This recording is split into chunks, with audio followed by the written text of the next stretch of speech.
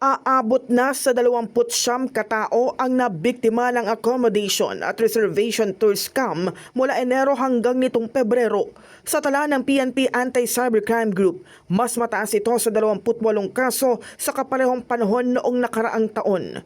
Modus ng mga cybercriminals ang pagpo-post ng pekeng advertisement sa social media at online marketplaces kung saan nag-aalok sila ng murang staycation, hotel accommodation, travel packages at vacation rentals. Kadalasang kinukuha lamang ng mga scammer ang mga larawan at video ng mga lehitimong resort at accommodation saka ito ipinopost sa kanilang mga account upang magmukhang tunay ang alok.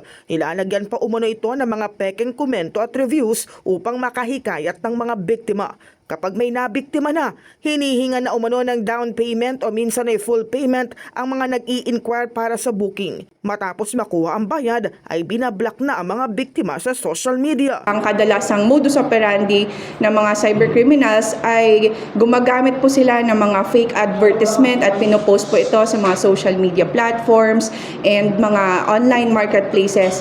Ang karaniwang ginagawa nila ay kumukuha sila ng mga photos and video sa mga legit na resorts and accommodation and pinopost nila ito sa murang halaga. Kaya marami po ang nahihikayat o naiengganyo sa ganitong klaseng modus. Nagpaalala ang ACG sa publiko na maging mapanuri o magsagawa ng legit check sa mga nakikitang alok online bago magpadala ng pera.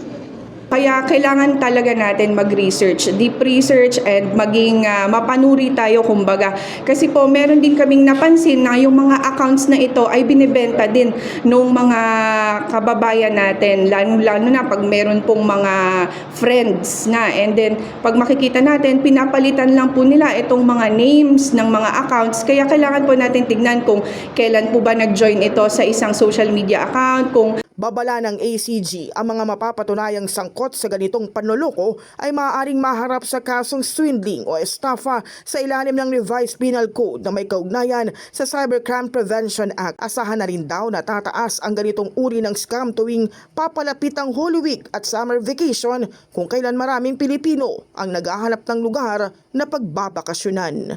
In the heart of changing lives, ako si Brigada Cass Austria ng 105.1 Brigada News FM Manila, The Music and News Authority.